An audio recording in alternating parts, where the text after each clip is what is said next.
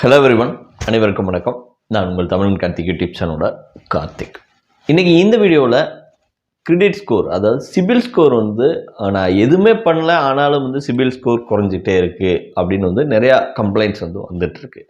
So என்னென்னா, loan ஒரு பக்கம் வாங்கியிருக்கோம், அது ப்ராப்பராக பே பண்ணிகிட்ருக்கோம், எனக்கு கரெக்டான டைமில் சேலரி வருது, கிரெடிட் கார்டு எல்லாமே ஆன் டைமில் பேமெண்ட் பண்ணிகிட்டு இருக்கேன், இருந்தாலும் என்னோடய சிபில் ஸ்கோர் குறைஞ்சிட்டே இருக்குது.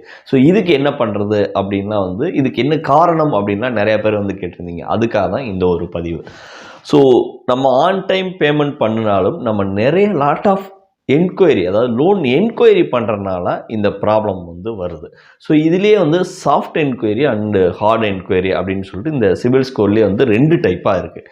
இதில் சாஃப்ட் என்கொயரி அப்படிங்கிறது நம்மளாக அதாவது வெப்சைட்டில் நம்மளாக கூகுளில் போயிட்டு ஒவ்வொரு நிறைய கம்பெனிஸ் இருக்குது, அதில் நம்மளோட சிபில் ஸ்கோரை செக் பண்ணுறது, இல்லை அந்த pre qualified loan offers, credit card offers, இல்லை இன்சூரன்ஸ் ஆஃபர்ஸு, இந்த மாதிரிலாம் நம்மளாக செக் பண்ணுறது. இல்லை நம்ம ஒரு கம்பெனியில் போய் ஒரு ஜாப் புதுசாக ஒரு நியூ ஜாப் சேர்றோம் அப்படின்னா அவங்க நம்மளோட சிபிலை என்கொயரி பண்ணுவாங்க.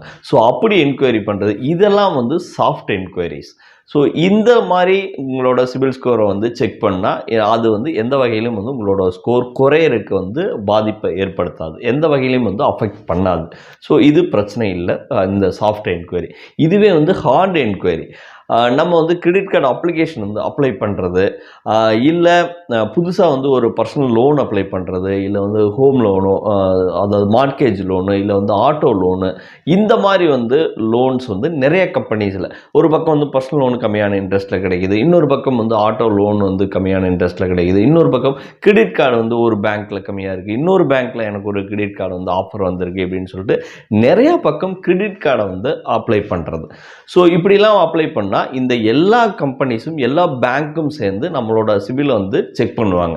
ஸோ இதுக்கு ஹார்ட் என்கொயரி. இது நீங்கள் பர்டிகுலர் சர்டைன் பீரியடில் ஒரு 15 நாளுக்குள்ளேயே இந்த பேங்க் ஒரு 5 பக்கம் அப்ளை பண்ணி அவங்கெல்லாம் அந்த 15 நாள் பீரியடுக்குள்ளேயே உங்களோட சிபிலை செக் பண்ணிட்டாங்க அப்படின்னா அது பெருசாக அஃபெக்ட் பண்ணாது.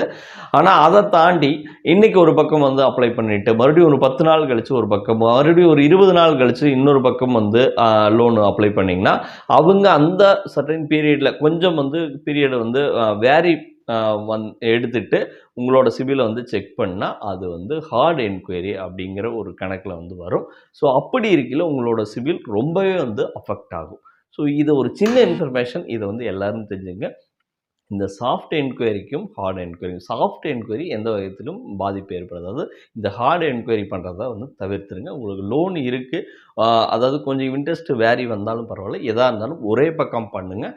அதுவும் அந்த ஒரு பர்டிகுலர் பீரியடுக்குள்ளேயே பண்ணி முடிச்சிருங்க. இது ஒரு சின்ன இன்ஃபர்மேஷன் தான், எல்லாத்துக்கும் தெரியப்படுதுங்க. நம்ம சேனல் நம்ம சப்ஸ்கிரைப் பண்ணலாம். புது நண்பர் யாராவது பார்த்தீங்கன்னா சப்ஸ்கிரைப் பண்ணுங்கள். இந்த வீடியோவை உங்களோட ஃபேமிலி ஃப்ரெண்ட்ஸ் எல்லாத்துக்கும் ஷேர் பண்ணுங்கள், எல்லாரும் தெரிஞ்சுக்கிட்டோம்.